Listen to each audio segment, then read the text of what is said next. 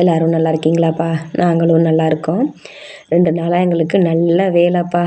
பொங்கல் எல்லோரும் எப்படி போயிட்டுருக்கு? எங்களுக்கு பொங்கல் 2 நாள் வந்து கடுமையாக வேலை இருக்கும். வாசப்பொங்கல் அன்னைக்கும் மறுநாள் மாட்டுப் பொங்கல் அன்னைக்குமே எங்களுக்கு 2 நாள் வேலை வந்து அதிகமாக இருக்கும். இந்த வருஷம் நம்ம போர்லேயும் தண்ணி இல்லை. கம்மாய்க்கு தான் நாங்கள் நார்மலாக மாட்டுக்கு தண்ணி வைக்கிறதே கம்மாய்க்கு தான் வந்திருக்கோம். வந்து தண்ணி வச்சிட்ருக்கேன். அதனால வந்து இந்த தடவை குளுவாட்டுறது வைக்கிறது எல்லாமே வந்து நாங்கள் இங்கே தான் குளத்துக்கு தான் நாங்கள் பாத்திட்டு வரணும் மாடு எல்லாமே. என் பசங்களுக்கும் இந்த வருஷம் ரெஸ்ட் இல்லை. எப்போவுமே நம்ம வீட்டில் நார்மலாக வேலை இருந்துகிட்டே இருக்கும். பற்றாக்குறைக்கு நம்ம போரில் வேறு தண்ணி இல்லாதனால இப்போ வந்து வேலை அதிகமாக தான் இருந்துகிட்ருக்கும். பசங்களும் பாவம் வந்து என் கூட கஷ்டப்பட்டுட்டு தான் இருப்பாங்க. ஏன்னா நாங்கள் ஒரு ஆளாக வேலை பார்க்குறதுனால அவங்களும் சேர்ந்தே என் கூட வேலை பார்ப்பாங்க. இன்றைக்கி காலையில் எந்திரிச்சதுலேருந்து உட்காரக்கூட நேரம் இல்லை எங்களுக்கு. அவ்வளோ வேலை.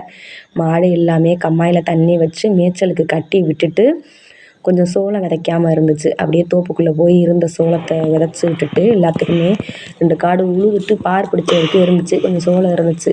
அப்படியே அந்த சோளத்தை எல்லாத்தையும் விதைச்சிட்டு மோட்ரு போட்டாச்சு. மோட்ரு போட்டோடனே தண்ணி வந்துருச்சு. கொஞ்சம் தக்காளி கன்று கொஞ்சம் இருந்துச்சு.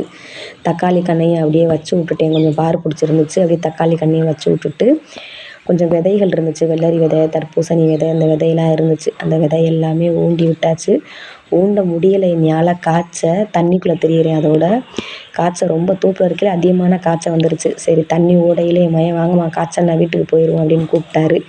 சரின்ட்டு அங்கே தோப்பில் தானே 2 கன்றுக்குட்டி வேறு தோப்பில் கிடந்துச்சு. அந்த கன்றுக்குட்டிக்கெலாம் தண்ணி வச்சு கட்டிட்டு தோப்புலேயே குளிச்சாச்சு. குளிச்சுட்டு 2 பேருமே வீட்டுக்கு கிளம்புவோம் அப்படின்ட்டு கன்றுக்குட்டி அவுத்து விட்டு அது 2ம் ஒழுங்காக தண்ணி குடிக்கவே இல்லை. அப்புறம் ஒரு வழியாக தண்ணியும் குடிச்சிருச்சு. தண்ணி குடித்தோடனே கட்டி வச்சுட்டு அப்படியே வீட்டுக்கு கிளம்பி வந்துட்டோம் 2 பேருமே.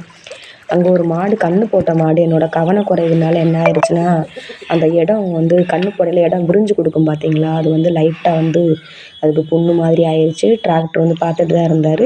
ஆனால் மெடிக்கல் மருந்தெல்லாம் அதுக்கு செட் ஆகவே இல்லை. கடைசியில் தும்பையும் உப்பும் தான் அதுக்கு வந்து புண்ணை ஆற்றுச்சு. அப்புறம் நச்சு அப்படியே மருந்தை ஊற்றி விட்டுட்டு அப்படியே ஜிஹெச்சுக்கு ஹாஸ்பிட்டல் கிளம்பியாச்சு. 2 பேரும் போயிட்டோம். அங்கே ஜிஹெச்சுக்கு போயிட்டு காய்ச்சல் வந்து டெஸ்ட் எடுத்தாங்க. டெஸ்ட் எடுத்து நார்மல் காய்ச்சல் தான் அப்படின்ட்டு அப்புறம் ஊசி எழுதி கொடுத்துருந்தாங்க. ஊசி போட்டுட்டு மாத்திரை வாங்கிட்டு வந்தாச்சு. அப்படியே அங்கே எங்கள் ஊர்லேருந்து ஒரு 3-4 கிலோமீட்டர் தான் ஜிஹெச். அதனால் ஜிஹெச்சுக்கே போயிட்டேன். அங்கே போய் தான் ஊசி எனக்கு ஜிஹெச்சில் போட்டாலும் கேட்கும். அதனால் போட்டுட்டு சரி பொங்கலுக்கு டைம்லேன்ட்டு ஊசி போட்டதோடு இருக்கவும் இல்லை. வந்து அப்படியே வீட்டில் உள்ள பெரிய பாத்திரங்கள்லாம் இறக்கல. குட்டி குட்டி பாத்திரம் மட்டும் அள்ளி வெளியில் வச்சுட்டு சரி இந்த வேலையும் பார்த்து விட்டு போயிடும் அப்படின்ட்டு பாப்பாவும் நானும் பார்த்தோம். தம்பி மாடு கட்ட போயிட்டான். பாப்பா எனக்கு கொஞ்சம் ஹெல்ப் பண்ணிச்சு. தண்ணிலாம் மோந்து கொடுத்துச்சு. அப்படியே கொஞ்சம் குட்டி சாமான்லாம் க்ளீன் பண்ணிவிட்டு இருக்கையிலே மழை வந்துருச்சு. மழை வந்தோடனே அப்புறம் கொஞ்சம் நேரம் ரெஸ்ட் எடுத்துகிட்டு மறுபடியும் பாத்திரம் எல்லாம் கழுவிட்டு வீடெலாம் ஒட்டை அடித்து வீடெல்லாம் கம்ப்ளீட்டாக கழுவிட்டு அப்புறம் தலைவலி வந்துருச்சு. அப்புறம் கஷாயம் பொடி வாங்கிட்டு வந்திருந்தேன். அந்த கஷாய பொடி திக்குள்ளி எல்லாம் போட்டு லைட்டாக அதை டீத்தூளை போட்டு கொதிக்க வச்சு டீத்தூள் குடித்தாச்சு. அப்படியே தலைவலி தாங்க முடியல. தம்பி மாட்டை கட்டிட்டு